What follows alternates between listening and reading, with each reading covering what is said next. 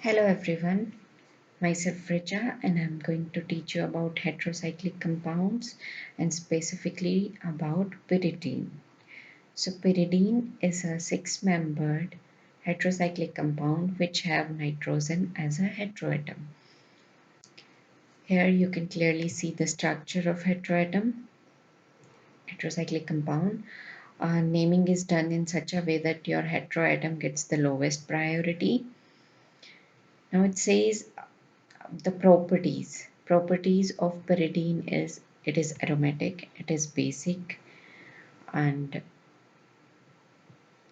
for aromaticity the compound need to fulfill certain condition provided by Huckel, and those conditions are named as Huckel's rule of aromaticity. There are four conditions that are required. First, the compound should be cyclic. Second, the compound should be planar. Third, it should have p orbital perpendicular to the plane of the ring, and they should be parallel to each other. Fourth condition is having the number of pi electron equal to 4n plus 2. So let's see whether pyridine fulfills all those conditions or not. From the structure of the compound, we can clearly say that this compound is cyclic in nature. All right. Next thing is whether this compound is planar or not. Now, all the atoms present in the pyridine ring are sp2 hybridized. And since sp2 hybridization is planar, so this ring for the pyridine will be planar. So what we have a planar cyclic compound. Two conditions are fulfilled. Now third condition is having unhybridized p orbital. So from the second diagram, you can clearly see that each atom have an unhybridized p orbital which have one unpaired electron or one non-bonding electron, and these p orbitals are also parallel to each other. So this non-bonding electron take part in the overlapping of p orbital, resulting in the formation of three conjugated pi bonds.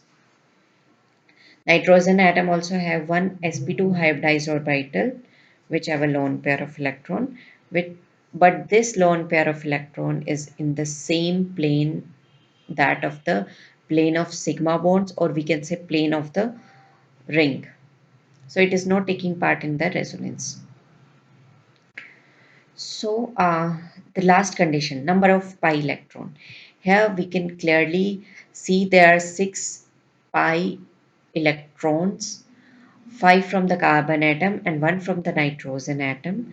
So in total 6 electron which fulfill the condition of 4n plus 2 pi electrons.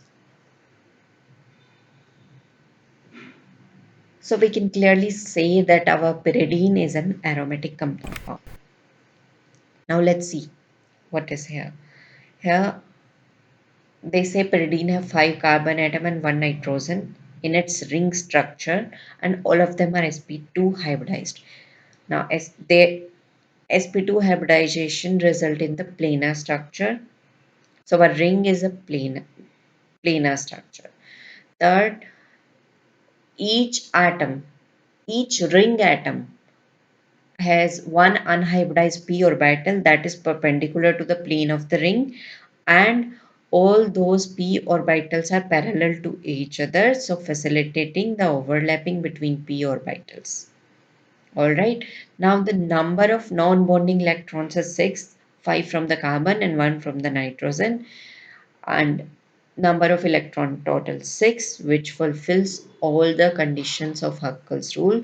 So pyridine is aromatic. Now second property is basicity of pyridine. we know that nitrogen atom of pyridine have a lone pair of electrons, so it is readily available for acid base reactions. This pyridine here acts as base because it have a lone pair which it can donate to a electrophile. However, discussion is pyridine is more basic than pyrrole. So both the compounds both the compounds have nitrogen atom which have a lone pair of electron, but in case of pyridine, the hybridization is sp2. So the lone pair of electron is in the same plane that of the ring, and hence it is not participating in the resonance. While in the case of pyrrole, your nitrogen is sp3 hybridized, and this lone pair of electron is perpendicular to the plane of the sigma bonds or plane of the ring, and it is participating in the resonance. So from the orbital and diagram, you can clearly see this lone pair in case of pyridine is not participating in conjugation, while the lone pair in case of pyrrole is taking part in the conjugation. So in case of pyridine, lone pair is freely available for the reaction, while in case of pyrrole, it is not available. So our pyridine is more basic as compared to pyrrole. So here you can clearly see from the electron cloud, in case of pyridine, we have electron density on the nitrogen atom. It is very high, but in case of benzene, it is uniformly distributed. In case of pyrrole, it is not uniformly distributed. All right. Now comes the basicity comparison. Now, first point says basicity depends on availability of lone pair. So that we already know and we have already discussed. It has discussed both the cases for pyridine as well as pyrrole. Pyrrole has lone pair of electron in the same plane, so that we have discussed. It cannot take part in the resonance, so it is freely available for the reaction.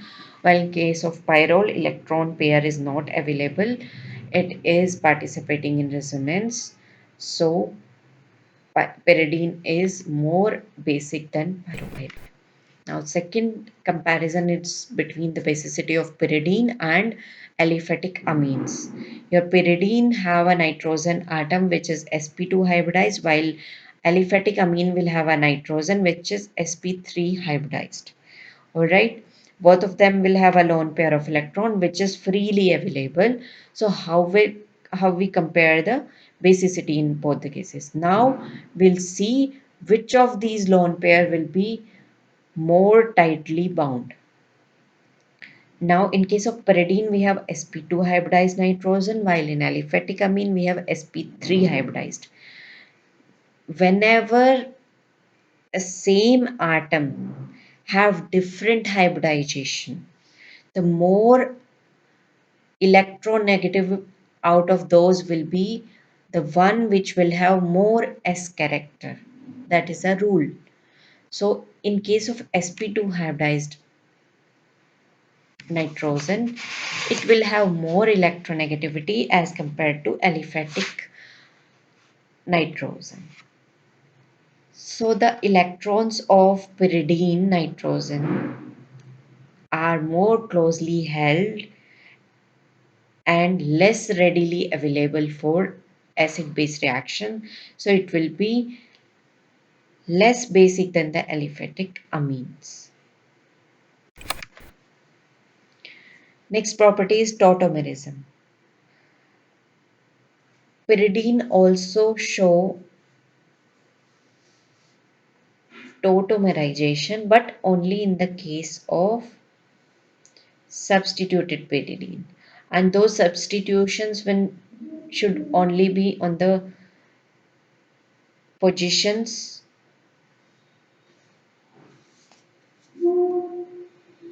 second carbon atom or fourth carbon atom. Let's suppose we have hydroxy substitution on the second carbon, then the hydrogen atom can go to the nitrogen and this pi bond can shift toward the carbon. So in similarly it can also show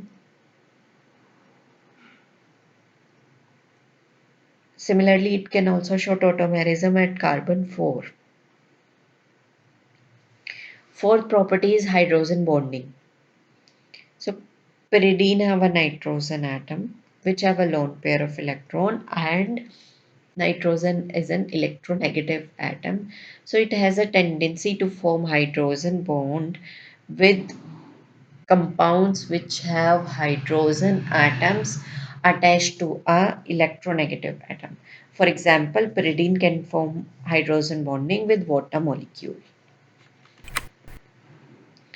Now comes the synthesis. So first synthesis is Hantzsch's pyridine synthesis. In this synthesis, condensation reaction take place between aldehyde, beta dicarbonyl compound and ammonia. Now we take 2 moles of beta dicarbonyl compound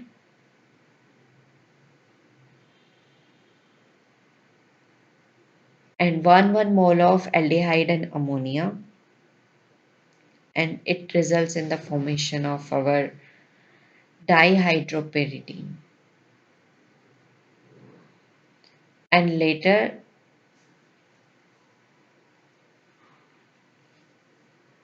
on reaction with oxidizing agent,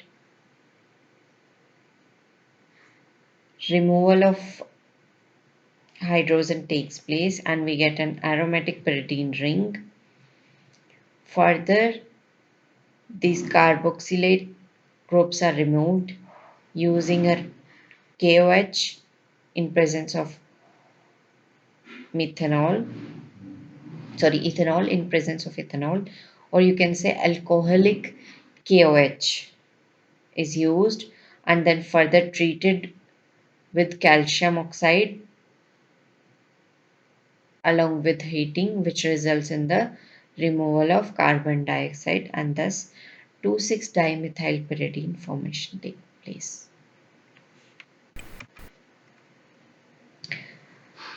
This is the mechanism for Hantzsch's pyridine synthesis.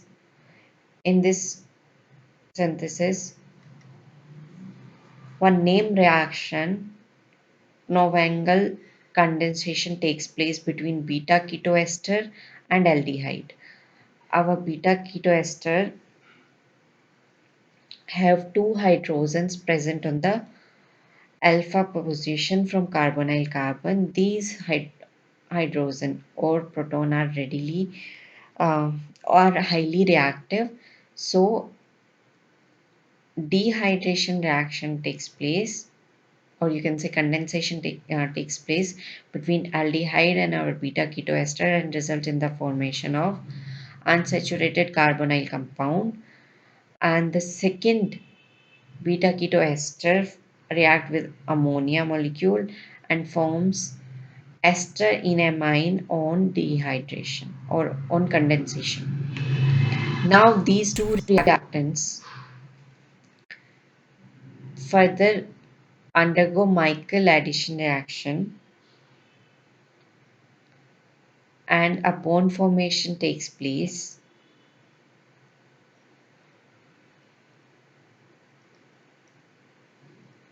The lone pair of electron present on nitrogen of amine group facilitates the formation of facilitates the formation of single bond here, and also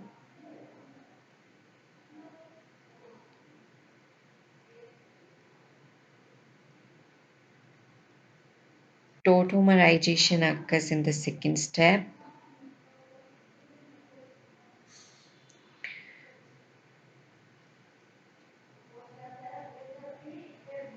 When we do now we have a compound. This compound is not stable. It will try to stabilize itself by undergoing nucleophilic addition reaction, and it will form a ring structure, and on dehydration we'll get our substituted pyridine. This pyridine is dihydrated